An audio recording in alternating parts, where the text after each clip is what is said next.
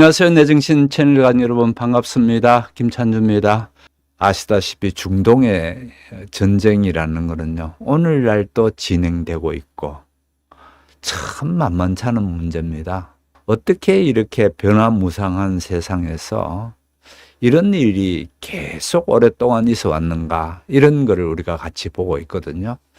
그러다 보면 만만치 않은 그런 얘기들도 나오고 또 안타까운 얘기도 나오고 그럴 텐데, 오늘 얘기는 또 매우 안타까운 얘기도 나옵니다. 뭐 전쟁이 다 안타깝지 않나요? 아니에요. 웃자다가 그 와중에 참 뛰어난 지도자가 한 사람 나옵니다. 그런데 그만 암살을 당하고 맙니다. 그래서 그런 거 어떻게 보면은 중동을 완전히 평화로 할 수 있는 길이 있었는데 그만 암살당하는 바람에 그냥 불이 꺼져버리죠. 그런 안타까움도 있고, 또 한편으로는 비록 얘기가 멀리 있는 열사의 나라 뭐 이렇게 하면서 멀리 있는 나라의 얘기 같은데, 실제는 박정희 대통령 또 김종필 전 총리 매우 존경하면서 따라해야 되겠다, 이 사람처럼 해야 되겠다 했던 게 우리나라의 5.16 군사쿠데타입니다. 그 이후에도 계속해서 이 두 사람은, 특히 김종필 이 사람은 굉장히 이쪽 이집트 혁명이나 또 당시에 이들이 어떻게 이집트를 이끌고 있는가, 또 국제사회에 어떻게 하고 있는가를 면밀히 보면서 그걸 따라하려고 했습니다. 좋은 모델이었죠, 한마디로. 좋은 모델인데 다행히 참 좋은 모델을 잡았습니다. 그래서 우리나라가 오늘 이만큼 되게 됐고요. 또 단순히 따라하지만 안 했습니다. 거기에 뭔가를 좀 바꿔야 하는 부분도 제가 말씀드릴 테니까요. 그러면 이런 생각이 들 겁니다. 아, 중동이 결코 멀리 있는 얘기가 아니었구나, 이런 생각이 들 테고요. 특히 1973년 일입니다. 정말 우리나라가 풍전동화처럼 꺼질 뻔했어요. 갑자기 석유값이 4배를 올라버립니다. 1년 만에. 그러니까 우리나라가 거의 뭐 망할 뻔했습니다. 그때 참 기발한 생각을 합니다. 이같이 갑자기 석유값이 4배나 올랐다면 전 세계의 돈이 다 중동으로 모일 거다. 그러면은 우리가 이 중동으로 들어가면 된다라는 생각을 했습니다. 정말 멋진 생각이죠. 그래서 우리나라가 망하지 않고 오히려 이 1차 오일 쇼크거든요, 이때가요. 이 1차 오일 쇼크에서 우리가 엄청 현대화를 할 수 있는 돈을 벌어오는 지역이 이 중동 지역이었습니다. 그래서 우리하고 매우 연관됩니다. 그러면은 역사를 볼 때 이렇게 봐야 됩니다. 서로 주고받고 하는 거에 의해서 봐야 될 뿐더러 우리가 어떻게 잘했기 때문에 오늘 됐는가를 볼 수 있어야 되고요. 저자들이 어떻게 했는데 결과는 이렇게 흘러갔구나. 다시 말해서 역사는요, 아주 새로운 게 나오는 게 아니고 어떤 원인이 있고 진행이 있고 결과가 있고 이렇게 됩니다. 이게 항상 이렇게 맞물려져 있거든요. 그래서 이런 맞물려져 있는 거를 잘 보시는 습관을 들인다 할까? 그렇게 될 때는요, 세상을 보는 눈이 아주 달라지게 되기 시작합니다. 그래서 오늘 이 장마철에 무더운 날에 이렇게 오셨는데, 여러분 분명히 아주 귀한 인사이트를 얻어갈 수 있는, 귀한 통찰을 얻어갈 수 있는 그런 저녁이 될 것 같습니다. 얘기를 이렇게 시작해 보겠습니다. 2023년입니다. 멀지도 않죠. 10월 8일입니다. 이때에 갑자기 이스라엘의 그 높은 벽을 쳐놨습니다. 전기 장치를 해가지고 그렇게 있는 벽을 뚫고 이스라엘을 공격해 들어옵니다. 3년밖에 안 된 일이죠. 이같이 3년밖에 안 된 일이 벌어졌는데, 이것도 보게 되면은요, 아주 새로운 게 아니고요, 아주 연관되게 되어 있습니다. 그러니까 50년 전에 하루 차이로 있었던 일이 지금 2023년에 10월 7일이고 하는 10월 8일 날 사건이 벌어집니다. 그렇게 보면은 맞아, 우리 역사를 이러니까 꼭 봐야 된다, 이런 생각이 들죠. 정말 역사는 많은 것을 우리께 줍니다. 그래서 오늘 얘기는 이 얘기입니다. 이때도 똑같습니다. 이스라엘이 전혀 자기네들을 공격할 줄 몰랐습니다. 모르고 생각에 이 같은 이스라엘 최대의 명절인데 이 최대의 명절이 아무래도 쟤들이 쳐들어오겠나 했던 게 50년 전의 일이었고요. 그 다음에 2023년도도 바로 그날입니다. 또요. 그렇게 여러분은 전혀 생각하지 못했던 하마스가 거기서 쳐들어온 겁니다. 그래서 그거를 오늘 같이 이렇게 보게 되면 참 50년이라는 역사가 왔다 갔다 하는 것 같아도 형태가 똑같이 일어난다라는 걸 볼 수 있을 것 같습니다. 자, 그래서 이렇게 보면 됩니다. 제가 여기에 파워포인트를 준비했는데요. 그래서 이 파워포인트에 보면 50년을 뛰어넘는 기습의 평행 이론, 이렇게 했습니다. 2023년에 바로 이때에 10월 8일 날 있었다면은 50년 이전에도 똑같은 방식으로 갑자기 기습적으로 당하게 됩니다. 이 기습적으로 당하는 게 이 50년 전의 일이고요. 2023년은 이렇게 됩니다. 일찌감치 하마스는 이 작전을 위해서 이란으로부터 뭐 저기에 오토바이라든지 뭐 저거 타고 있는 거 보죠. 저런 것들 또 훈련받고 다 해가지고 작전을 세웠습니다.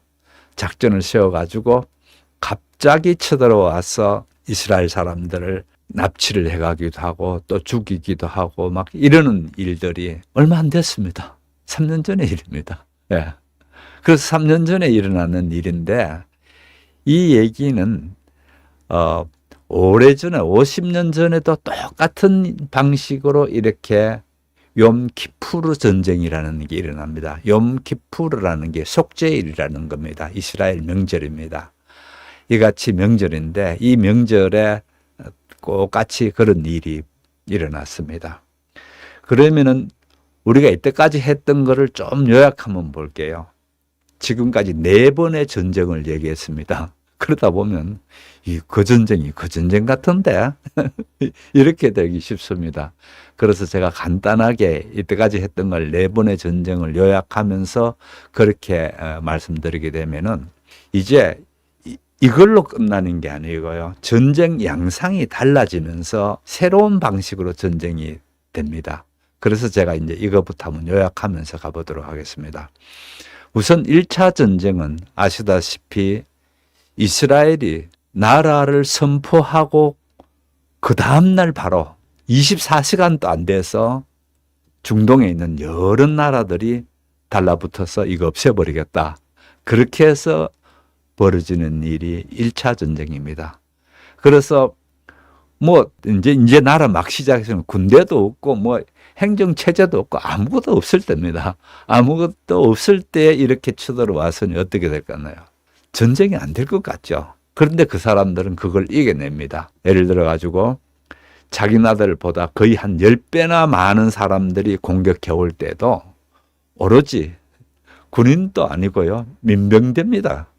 그냥 전쟁이 났으니까 나오라 그러니까 모여가지고 뭐 나는 영국군에서 무슨 뭐 소위를 했다든지 대부분 영국군에서 그런 장교를 했던 사람들이 있거든요. 그런 사람들이든지 뭐 전쟁을 해본 경험이 있는 사람들이 모여서 치렀던 전쟁이 1차 전쟁인데 사람들이 워낙 많은 사람들이 쳐들어왔으니까 가만 밀고만 가도 이길 수 있는 전쟁이었습니다. 다시 말씀드려서 이 아랍 사람들은 저거 뭐 몇 명 되지도 않으니까 그냥 줄 서서 밀기만 하면 되지 않을까 생각했는데 그게 아니더라는 겁니다. 그게 아니면서 이유가 있습니다. 오히려 거기에 갖는 사람들이 전쟁을 하러 간 사람, 전쟁 나오라 그러니까 가기는 갔는데 생각이 각자 다른 겁니다.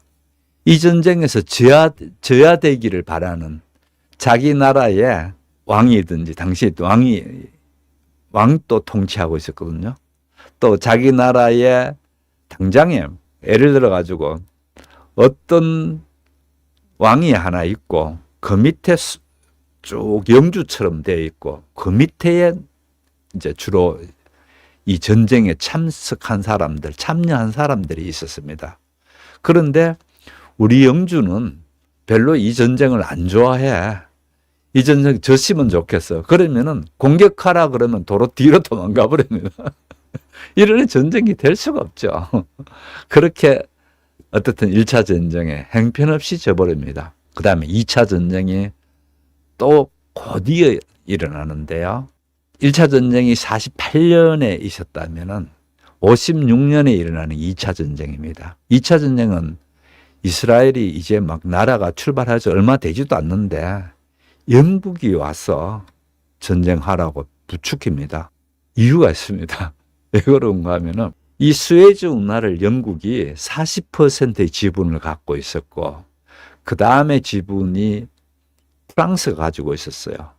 그랬는데 이 나세르라는 사람이 나와가지고 어느 날 이 수에즈 운하 국유화한다. 다 나가라. 이렇게 해버리는 겁니다. 그러니 어느 날 자기네들 돈이 다 날아가 버렸단 말이에요. 그러니까 영국과 프랑스가 생각하다가 이스라엘하고 워낙 사이가 안 좋은 걸 아니까 이스라엘께 가가지고 영국이 그럽니다.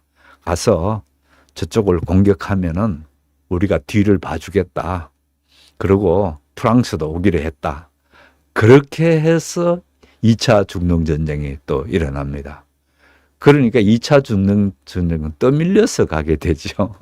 떠밀려서 그렇게 가는데 사실은 영국, 프랑스 이렇게 관여됐는가 하면은 그 다음에 또 어디에 관여? 소련과 미국이 관여됐게 됩니다.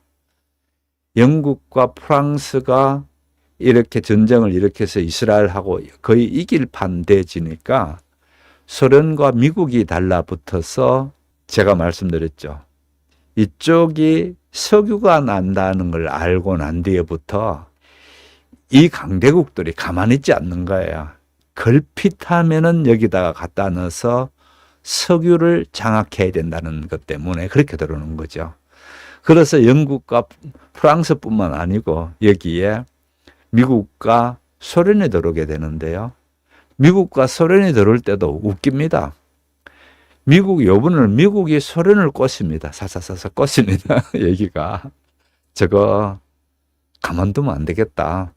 지금 영국과 프랑스가 저렇게 해서 전쟁을 거의 이길 판이 되는데 그냥 둬버리면은 여기에서 결국은 이 영국과 프랑스가 유럽으로 가는 수에즈 운하를 잡고 거의 서양의 그 목을 쥐듯이 목을 쥐고 있을 거다. 그래서 우리가 여기에 들어가야 된다. 이렇게 하니까 소련은 어떻게 하든지 이쪽에 좀 이렇게 발 하나 들여놨으면 싶은데 미국이 또 그 얘기 한단 말이에요.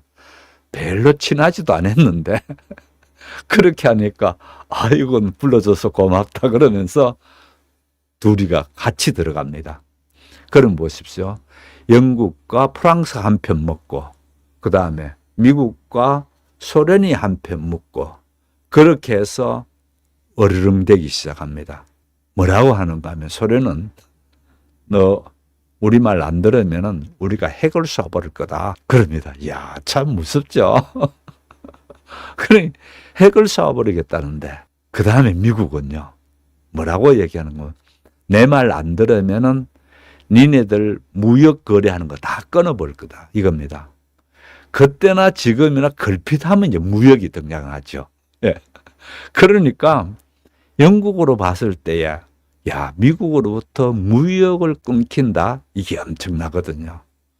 거기 프랑스는 무역도 무역이지만 더 큰 게 소련이 파리를 향해서 원자폭탄을 날리겠다. 그러니까 프랑스는 이때부터 정신이 번쩍 드는 거예요. 우리가 원자폭탄을 개발해야 된다. 그래서 유럽에서 프랑스가 제일 먼저 원자폭탄을 개발합니다. 개발에 성공하죠. 이렇게 되어지는 게 말씀드렸다시피 처음에는 뭐 영국이 와서 전쟁하라서 했다가 거의 이길라 하니까 들어오는 게 이같이 미국이 들어와가지고 또는 소련이 들어와서 이런단 말이에요. 그렇게 그 다음에 소련하고 미국이 그렇게 압력을 가하니까 아이고 형님들 잘못되었습니다. 동네 형님들 몰라봤네요. 이러면서 쑥 들어가 버렸겠죠. 쑥 들어가 버리니까 요번은 미국이 소련을 배신합니다. 자, 이거 한번 보십시오. 만만찮죠? 전쟁 들어라 해가지고 그렇게 했다가 이제 미국이 바로 여기서 포기하게 되니까 그 다음에 소련을 배신해 버리는 거죠. 왜 그러면 미국은 소련을 배신하는가 하면은 이렇게 뒀다가는 소련이 각 선진국들이든지 큰 나라들은 전부 다 식민지를 뒀죠. 그런데 소련이 여기다가 식민지를 두고 싶은 내심이 있는 거예요. 그거를 보고 미국이 소련이 여기다가 식민지를 두기 시작하게 됐을 때에 앞으로 큰 문제가 되겠다. 이런 생각에서 소련하고 미국하고 어령되면서 소련을 쫓아내버리죠. 이게 국제관계입니다. 그래서 우리가 참 안타까운 거는 미국이 우리를 해줬고 미국이 막 이러면서 자꾸 미국에 목내미는 사람들 보면 참 기도 안 찬 겁니다. 그러면 안 됩니다. 내 몸은 내가 지켜야 되고요. 내 나라는 당연히 내가 지켜야 됩니다. 예, 이거는 뭐 철칙임 철칙. 예. 그렇게 되는 건데 이 같은 게 이제 2차 전쟁이었다면은 그럼 국제적이 될 뻔했죠. 그럼 3차 대전이 일어날 뻔한 게 2차 전쟁이었습니다. 그렇게 되는 게 1956년에 있었던 전쟁이고요. 그 다음에 67년에 거의 한 9년 만에 또 전쟁이 일어납니다. 또 전쟁이 일어나는데 97년에는 앞쪽에서 전쟁에 실제 참여했던 사람들입니다. 예를 들어 가지고 여기에 사다트가 나오는데 사다트도 마찬가지로 사다트가 어떤 사람이 조금 이따가 말씀드리고 일단은요 전쟁에 참여했던 사람들이고 이쪽에 시리아 쪽에도 마찬가지입니다. 다 전쟁에 참석했던 사람들인데 언젠가 한번 이 이스라엘에 대해서 우리가 당했던 거를 이 기회에 한번 회복하고 싶은 거예요. 우리가 이같이 당했던 거 쬐쬐끄만 나랗게 말도 안 되게 쬐끄만 저렇게 당했던 거를 그냥 하지 말고 요번에 제대로 어떻게 한번 해보겠다 이런 생각을 가지고 제일 먼저 이집트가 이제 문제를 일으키기 시작합니다. 이걸 합니다. 이스라엘이 갖고 있던 제가 지도를 가져왔는데요. 지금 한중간에 보면 이 그림 가운데 한중간에 보면은 여기가 이스라엘 이렇게 되어져 있고 밑으로 이렇게 내려와서 보면 V자처럼 바다가 이렇게 보이죠. 여기가 홍해입니다. 홍해인데 그 홍해 끝부분에 한번 보십시오. 이스라엘 쬐끄맣게 뾰족한 창끝처럼 된 조적 저기가 이스라엘의 항구거든요. 그래서 이스라엘이 이쪽에서 많은 그 물자들이 들어올 수 있는 게 요 입구인데 여기를 틀어막겠다는 겁니다. 어디? 저기 해협 입구 좁은 해협 있죠. 저기에다가 이집트가 막아버립니다.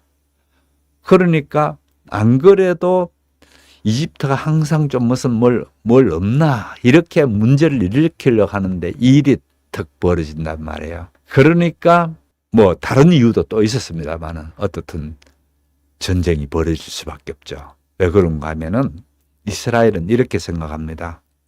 우리 같이 작은 나라가 할 때는 장기전으로 가면 안 되고 또 우리나라처럼 작은 나라가 전쟁을 할 때는 작은 나라다 보니까 쉽게 수도는 함락당하기 쉽단 말이에요.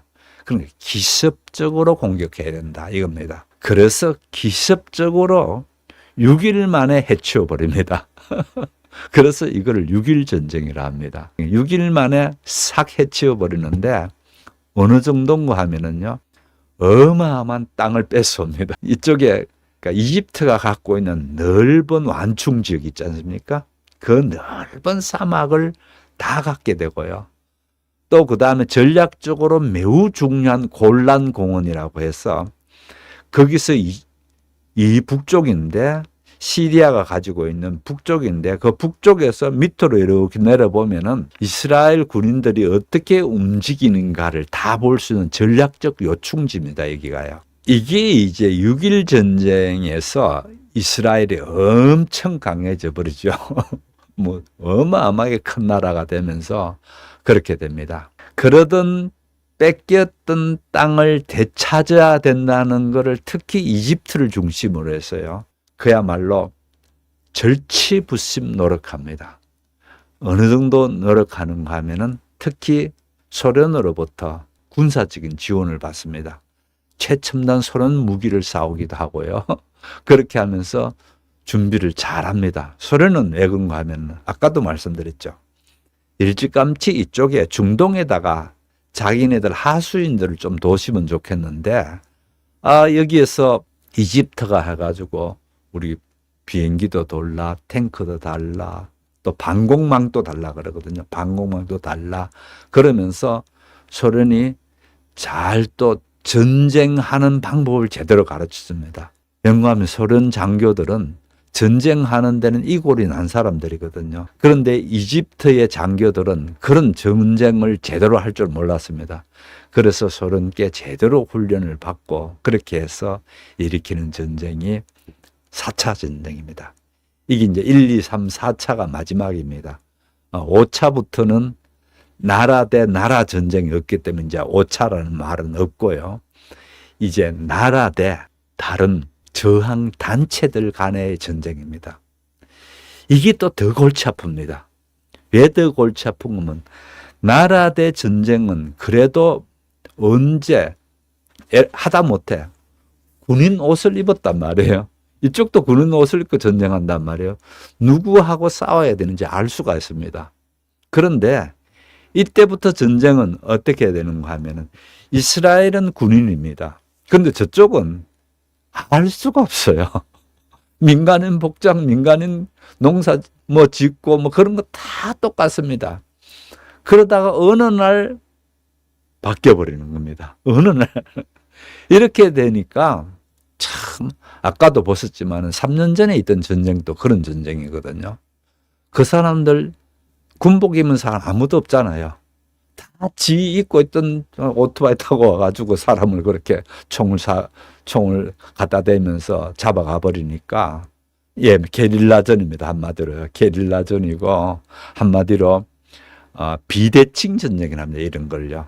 이쪽에서는 뭘 이렇게 전투 군인이 하려고 하는데 이쪽은 게릴라들이 달라붙어서 저는 예상치 못한 방식으로 전쟁을 해오거든요. 그런데 이 게릴라전을 또 하도록 뒤를 봐주는 사람들이 있어요. 당연히 소련이 뒤를 봐줄 것 같죠. 근데 소련은 그만큼 많이 봐주는 건 아니고요. 결정적으로 여기에 뒤를 봐주는 나라가 이란입니다. 그래서 미국하고 이란하고 그렇게 사이가 안 좋은 겁니다. 왜 그런가 하면은 이후에 4차 전쟁 이후에 전부 다는 대리전이거든요. 이란은 지는 손에 피 안 묻힙니다. 그러면서 이 저항단체 애들을 자꾸 시켜가지고 그렇게 전쟁을 일으키거든요. 그러니까 또 이스라엘은 요번 기회에, 요즘 보면 그렇죠. 요번 기회에 이 이란이라는 거를 거의 농경사회처럼 만들어야 된다. 이게 이스라엘의 생각입니다. 그런데 이란이 그렇게 만만한 나라가 아니거든요. 아시다시피 긴 역사가 가졌고요. 길고 긴 지금 경제적인 제재 속에도 굳건히 견디고 있는 게 이란입니다. 그래서 이란은 이 전쟁에서 이기느냐 지느냐 보다는 살아있으면 이기는 겁니다. 이 전쟁에서. 그래서 전쟁에서 살아있으면 이긴다는 거는 참 무섭습니다. 이게요. 그렇지 않습니까? 살아있으면 이기는 사람들 데리고 전쟁을 해야 되니까 미국도 보통 어려움이 아니고요. 지금 MOU를 했는 걸 보게 되면은 미국이 다 이란 말을 들어줬죠. 사실은요. 그렇게 된 게 대부분 지금 미국과 이란 전쟁이 MOU라는 건 정식으로 한 계약도 아니고요. 의향서입니다.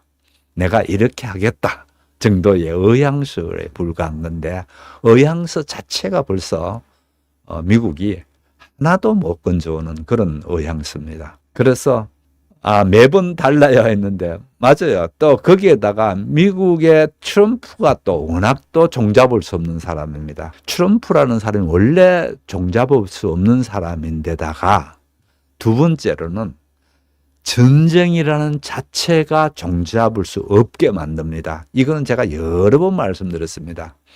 전쟁이 일어나게 되면 제일 피해받는 쪽은 진실이라는 거예요. 이거는요, 인간 역사 속에 항상 그렇습니다. 전쟁이 일어나면 진실이 뭔지가 다 가려져 버립니다. 그래서 사학자들이 상당히 기간이 지나고 난 뒤에 역사적으로 해서 이 전쟁은 어떻다 하지만 지금은 함부로 말할 수가 없습니다. 누가 이겼다 졌다 할 수도 없고 그러니까 다 자기가 이겼다 그러죠. 미국은 미국대로 이겼다 그러고 이란은 이란대로 이겼다고 난리가 났죠. 요즘 난리가 나고요. 그렇게 되는 게 전쟁인데 제일 좋은 거는 뭐냐? 오늘 얘기하려는 핵심 중에 하나입니다만은 전쟁은 끔찍스러운 거니까 무조건 안 일어나는 게 최고다 이겁니다. 어떤 모양이든지 간에 비록 손해를 좀 보고 비록 좀 이렇게 당장에 봤을 때 힘들더라도 전쟁은 안 하겠다는 그런 자세가 있어야 되거든요. 그래서 미국 독립 250주년 며칠 전에 했죠. 7월 4일이 독립기념일이니까 원래는 또 참 특이하게 했습니다. 원래도 독립기념 행사를 하기는 했는데 독립기념 행사에서 이같이 250주년 독립기념 같으면은 나라가 하나로 뭉쳐질 수 있는 계기가 돼야 되는데 오히려 더 갈라지는 일이 이 250주년 기념 행사에서 이루어지지 않는가 이런 생각을 저는 합니다. 개인적으로요. 자, 그래서 오늘 해야 될 부분을 돌아오면서 얘기해 볼게요. 그래서 지난주까지 제가 4차 중동전쟁을 했는데요. 사실 4차 중동전쟁을 전에 완전히 끝내지 못하고 그렇게 갔습니다. 그래서 오늘 끝낸다기보다 4차 전쟁은 어떤 의미가 있었나라는 의미 부분부터 한번 봐시면 좋겠다라는 생각이 듭니다. 사다트라는 사람을 좀 얘기해야 됩니다. 우선 이 사다트라는 사람인데요. 앞에 나세르가 실제 사다트보다 나이가 10살이나 더 많습니다. 이 사관학교는 선배입니다. 자, 이렇게 됩니다. 사다트와 나세르에 대해서 얘기하겠습니다. 일단은 이때까지 왕정으로, 왕 중심으로 이집트가 되고 있었는데 이 젊은 장교들이 도무지 무능력하게 짝이 없는 것들이 나라를 통치한단 말이에요. 그래서 이 젊은 장교들 모입니다. 거기에 당연히 나세르가 제일 나이도 많고 그러니까 그렇겠죠. 제일 중심이 되고 그 다음에 두 번째 중심이 됐던 사람이 지금 보시다시피 이 사다트입니다. 사다트고 그 다음에 또 한 사람 더 있습니다만은 일단 뭐 이름 너무 많이 나오니까 여러 할 것 없이 이렇게 볼게요. 딱 혁명을 일으킵니다. 혁명을 일으켜서 무능력한 싹 쓸어버립니다. 왕이 다스리던 나라를 싹 쓸어버린다고요. 그렇게 하고 난 뒤에 곧바로 자기네들이 하기는 좀 못하단 말이에요. 그러니까 나세르는 자기가 나서는 게 아니고 다른 한 사람을 앞에 세워놓습니다. 그런데 불행히도 이 장교가 나라를 너무 못 다스려요. 너무 못 다스리니까 뒤에서 어떻게 좀 이렇게 도와주면서 그걸 보고 있었어요. 때를 보고 있었어요. 그러면은 나세르가 참 똑똑하죠.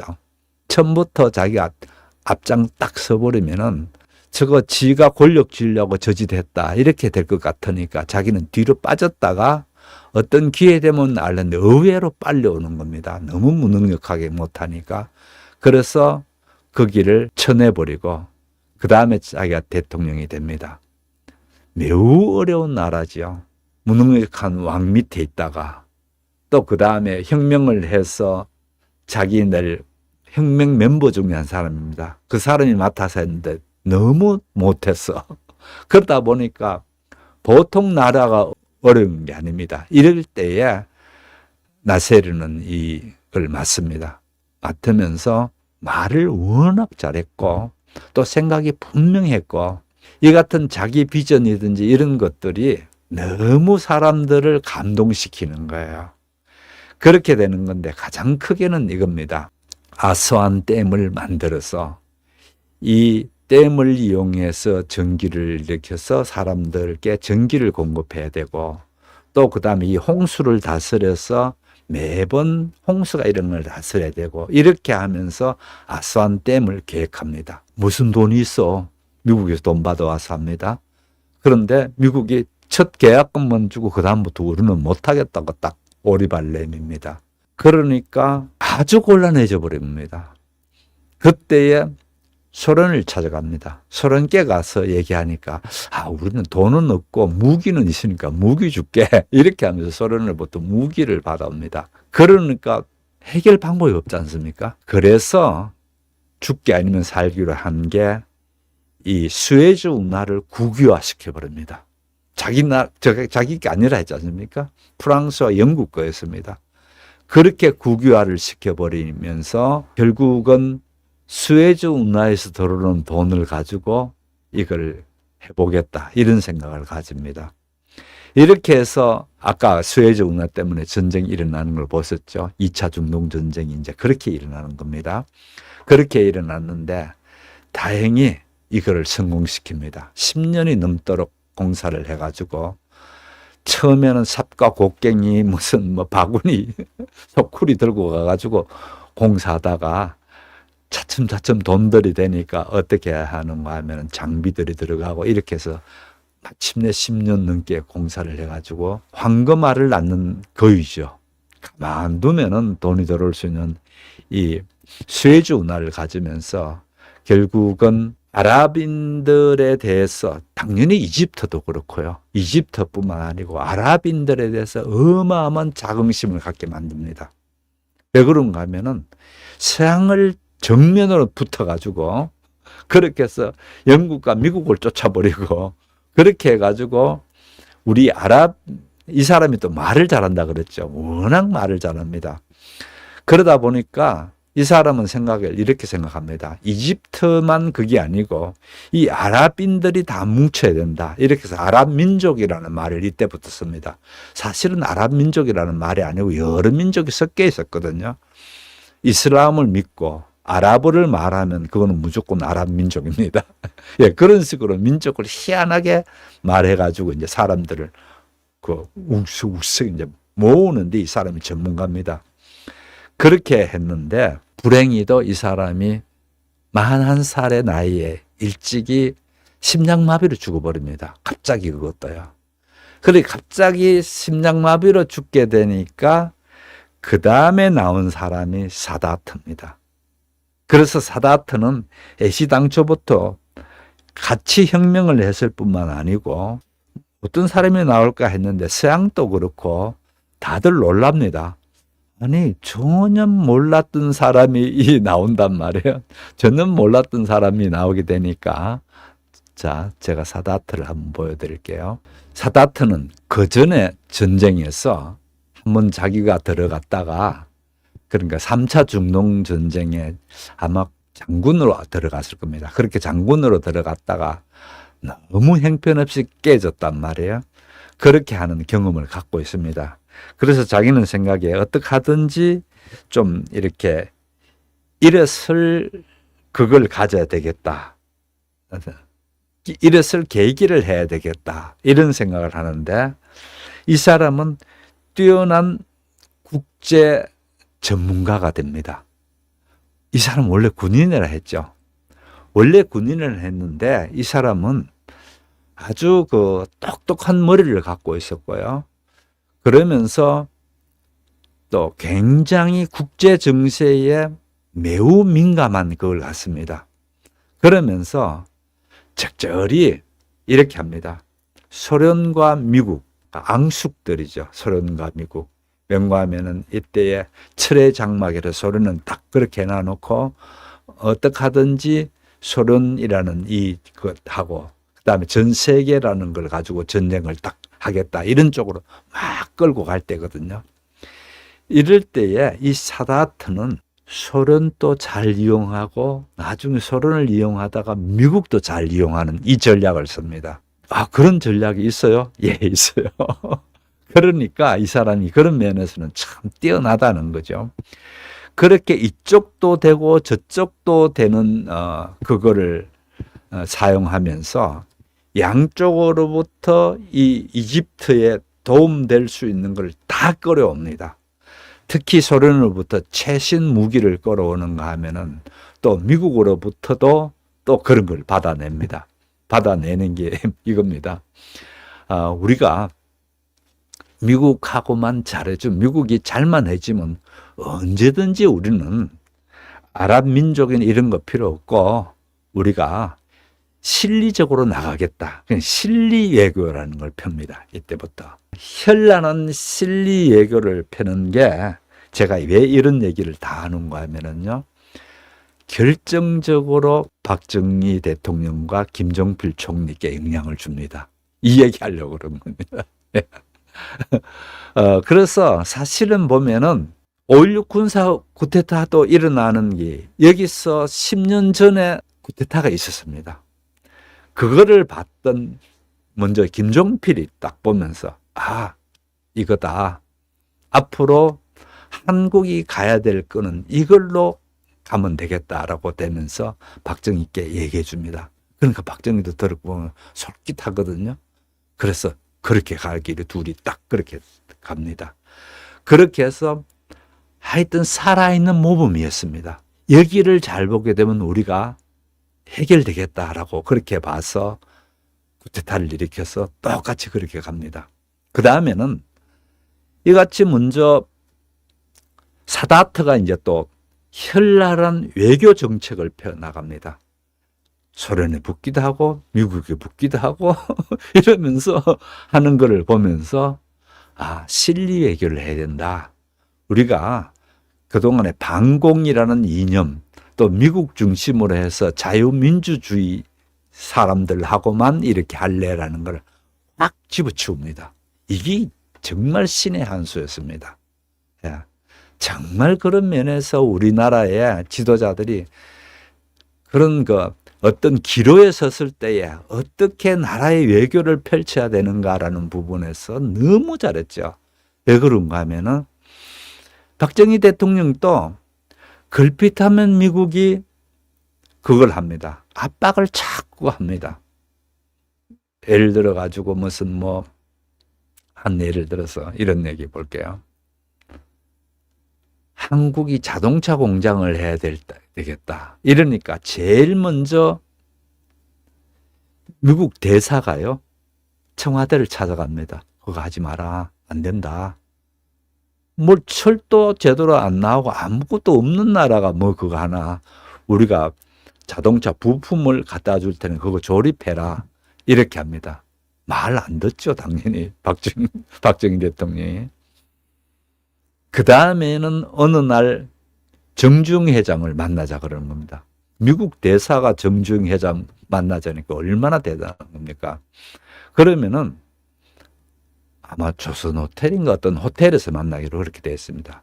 그렇게 호텔에서 만났는데 정주영 회장도 실제 그 얘기를 직접 한 게 아니고 그때 통역관으로 참석했던 사람입니다. 통역했던 사람이 그 역사적인 사실을 나중에 다 얘기했죠.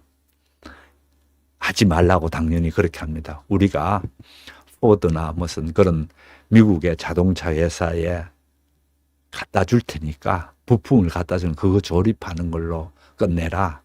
그렇게 자동차 하게 되면은 당신 지금까지 돈 버는 거 다 망할 수 있다. 이렇게 협박까지 합니다. 그랬을 때에 정주영 회장이 대차게 나갑니다. 나는 내 돈 다 망해도 좋습니다. 나는 내 나라가 자동차도 만들고 부강한 나라가 내가 가진 꿈입니다. 나 망해도 좋습니다. 이 얘기합니다. 이야, 참 대단한 배짱 아닙니까? 이런 식으로 뭐를 하려면은 못하게 하는 게 미국입니다. 사실은 미국이 많이 도와준 것도 맞지만은 중요한 부분에서는 못하게 하는 겁니다. 예를 들어서 박정희 대통령이 뭘 했나요? 비밀리에 원자폭탄을 만들 계획을 세웠죠. 금방 미국에 들킵니다. 그렇게 들키는데 그런 것도 박정희 나름대로의 생각에 미국 저거 믿을 건 못 된다. 저거 언제 우리 목을 비틀려고 할지 모른다. 또 우리 팔을 비틀지도 모른다. 이 생각이 박정희 생각입니다. 그래서 박정희는 자주국방이라는 말을 했습니다. 그 당시에 뭔 자주국방을 해. 그런데 자주국방이라는 걸 계속 투자하면서 한 50년 그렇게 당장 먹기 살기도 힘든데 그렇게 국방에 돈을 많이 쏟다 보니까 오늘날 방위산업이 세계 최고의 당장 공장으로 돌릴 수 있으면서 당장 물건을 만들어낼 수 있는 나라는 우리나라가 유일합니다. 그러다 보니까 너도 나도 이 전쟁판이 되니까 자꾸만 한국에서 뭘 사가려고 하죠. 그래서 이런 것들이 다 연결되어 있더라는 겁니다. 이 이념이든지 그런 거는 하나도 안 중요합니다. 뭐가 중요한가 하면은 실리, 우리께 얼마나 이익이 되는가만 따져서 먼저 국제사회에 하는 외교를 보면서 특히 박정희 정권 또 김종필 이런 사람들이 그런 실리 위주의 외교를 펴게 되는 게 이것 때문에 그렇습니다. 그래서 실제 나라의 외교 관계가 안 되더라도 우리 사업가들이 그 나라에 들어가가지고 마구 무슨 물건을 팔고 또 뭐 그 공장을 세우고 막 이렇게 할 수 있도록 해준 게 다 나라가 그런 큰 뜻을 가지고 있었기 때문에 가능한 거죠. 어쨌든 얘기를 사다트에 대해서 얘기하다가 제가 이렇게까지 해버렸는데요. 예를 들어서 사다트가 어느 정도의 사람이 있는가 한번 볼게요. 우리나라에서는 그렇게 일반적으로 많이 안 알려져서 뭐 그만한 사람 아닌가? 아니에요. 그만한 사람이 아니고요. 어느 정도 하면 사다트를요. 이렇게 하는 겁니다. 1970년일 겁니다. 그때에 타임즈가 선택한 현재 세계를 움직이는 백인 이렇게 되는데 세계를 움직이는 사람들이 누가 세계를 움직이는가 그걸 뽑았습니다. 그 세계를 움직이는 백인 가운데에 여기가 들어가 있는 거 한번 보십시오. 놀라울 겁니다. 이때 보면은 지미 카트 당연히 1등이죠. 세계를 움직이는. 그 다음에 소련의 브레즈네프. 그 다음에 3위가 사다트입니다. 참 대단하지 않나요? 예. 이럴 정도로 사다트는 정말 명석한 두뇌를 가지고 있으면서 그런 걸 잘 국제관계를 이끌어내면서 이집트가 거의 뭐 세계를 움직이는 백인 가운데 3위였지 않습니까? 3위, 그죠? 첫 번째 미국 대통령, 두 번째 소련 대통령, 세 번째 이집트의 대통령이었다고요. 이럴 정도로 이집트는 상당히 영향력 있는 그 영향력이 우리나라만 그런 게 아니고 특히 이 아랍 세계의 사람들이 되게 영향력이 있었습니다. 그런데 큰 사건이 벌어집니다. 이제 나머지 시간에 이 얘기를 하고 이제 마칠게요. 워낙 똑똑하다 보니까 이런 생각을 합니다.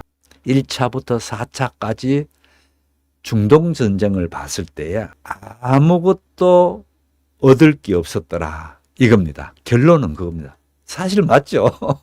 뭐 우리가 봐도 한번 제대로 이긴 적이 없습니다. 4차 전쟁도 마찬가지입니다. 4차 전쟁은 누가 이겼습니까? 보는 거에 따라서 달라집니다. 4차 전쟁은요. 예를 들어서 이스라엘은 우리가 이겼다 그럽니다. 연구하면 마지막에 이스라엘이 이긴 걸 맞아요. 그 전에 거의 이스라엘이 나라가 망할 뻔했어요. 직전에 망할 뻔할 때에 그 나라를 지켜낸 사람들이 옛날 장군들이든지 소위 말하는 예비군들이 지켰습니다. 왜 그런가 하면 정규군은 숫자가 워낙 작고 하니까 이 예비군들이 제대로 그렇게 나서가지고 전투를 해주니까 살아남는 거예요. 이런 경우입니다. 예를 들어 가지고요. 탱크가 고장났어. 가다가 막 전투를 하다 고장났어. 그러면은 다른 데는 어떻게 하는가 하면 그 탱크를 후송 보내듯이 실어가지고 후방에 보냅니다. 후방에서 고쳐가지고 나중에 다시 끌고 들어오는 방식인데, 그러면 사막에서 그게 끌고 갔다가 다시 끌고 올 것 같으면 얼마나 걸리겠어요? 열흘 걸릴까요? 훨씬 더 많은 시간이 걸리거든요.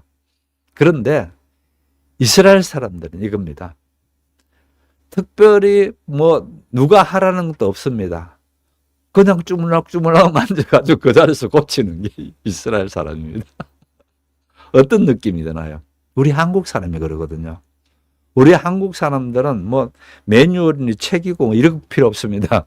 그냥 주물럭주물럭 만져가지고 해내는 게 한국 사람. 그만큼 머리가 된다는 거죠. 그렇게 되는 데다가 또 이스라엘 군인들의 특징이 매우 자발적입니다. 자발적이라는 것은 이겁니다. 예를 들어서 군대에 지휘관이 있었는데, 예를 들어 가지고 소대장이 전투에서 죽었단 말이에요. 그러면은 대부분 지휘관이 죽게 되면 이게 흔들려 버립니다. 어느 군대든지 지휘관이 죽게 되면 흔들려 버리거든요. 그러면은 지휘관이 죽게 되면은 곧바로 다음 뭐 지휘관들이 나오게 돼 있습니다. 이런 것들이 꼭 누가 하라고 시키지 않더라도 탁탁탁 그렇게 넘어가게 돼 있습니다. 그렇게 되다 보니까 어떤 분명히 저 다 죽었는 것 같은데, 지휘관도 죽고 다 죽었는 것 같은데 슬그머니 또 나오는데, 거기에 보면 새로운 지휘관이 있고 그 살아남았던 사람들이 또 모아가지고 또 전투를 해옵니다. 이름이 만만찮죠. 또 이게 일반 사병들만 그런 게 자발적으로 하는 게 그런 것뿐만 아니고요. 장군 가운데에 샤론 장군이라는 사람이 있었습니다. 별 4개짜리의 장군이었는데 은퇴하고 정치인으로 있었습니다. 정치인으로 있었는데 나라가 전쟁이 벌어졌는데 만만치 않거든요. 자기가 전쟁에 참여하겠다 그럽니다. 그러니까 여기는 뭐 별 4개짜리부터 쫙 있을 거 아니에요. 그러니까 자기가 들어갈 데가 없단 말이에요. 그럼 별 1개 달고 한 여단을 맞습니다. 별 1개 달고 하도 자기가 전쟁하겠다 그러니까 그러면은 하라고 그렇게 해서 상당히 어려울 때입니다. 이제 이스라엘이 이 홍해를 건너가지고 수에즈 운하를 건너가지고 진격하는 겁니다. 거의 저쪽에는 이집트 군인들이 쫙 있을 때에 이거를 정면으로 뚫고 들어가는 거, 딱 뚫고 들어가서 되돌아서서 이제 후방을 치려고 이제 그 작전을 세워가지고 그 작전을 지휘하는 사람이 별 1개 달고 이격을 합니다. 거기다가 별 1개 단 장군이 그 들어가는 탱크의 제일 앞자리에 자기가 탑니다. 대단하지 않나요? 이런 사람들 때문에 안 되는 거예요. 그래서 이 사다트가 이런 걸 안 사다트가 더 이상 전쟁하지 말자. 그래서 이렇게 평화협정을 맺습니다. 이스라엘하고 평화협정 맺고, 그것도 물론 미국이 지미 카터 대통령이거든요. 캠프 데이비드 협정이라 해서 거기에서 미국에서 불러다가 이 사람들을 해서 마침내 협정을 맺습니다. 협정을 맺는 게 결국은 이 사람들이 이제 중동 평화를 가져오게 됩니다. 큰 조건이 이겁니다. 이스라엘은 그 전에 전쟁 이전의 나라로 되돌아가고 다 땅을 돌려주라. 많은 땅을 갖고 있다죠. 돌려주라는 거고, 그 다음에 이집트 같은 경우에는 홍해를 건너서 30마일, 왜 30마일 이렇게 잡았는가 하면은 이쪽에서 당시에 미사일이 날아갈 수 있는 게 25마일이었다 합니다.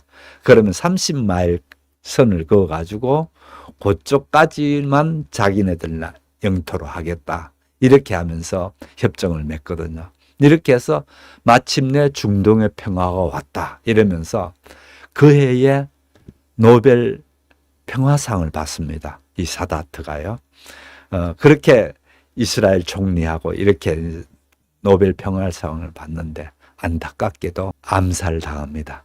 전쟁 성전 기념일이라고 해서 성전 기념일에 행사 중에 대통령이 차를 타고 이렇게 가는데 갑자기 이 행사에 참여했던 한 트럭이 쫙 거기에 급히 오더니만은 거기에서 군인들이 와르르 내려오면 총을 쏘고 수류탄을 던지고 하면서 그 자리에서 즉사해버리죠.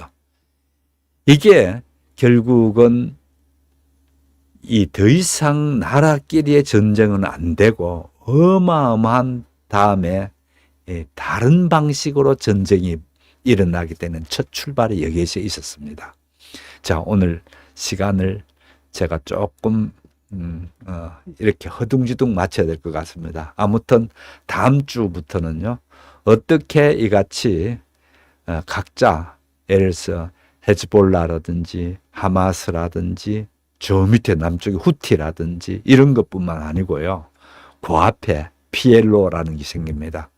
또 그 다음에 이슬람 이집트에 생겨나는 그 지하드가 있습니다. 그 지하드라든지 이런 그 단체들이 쭉 생겨나는 얘기를 할 겁니다. 자, 그럼 다음 주에 뵙도록 하겠습니다. 대단히 감사합니다. 안녕히 계십시오.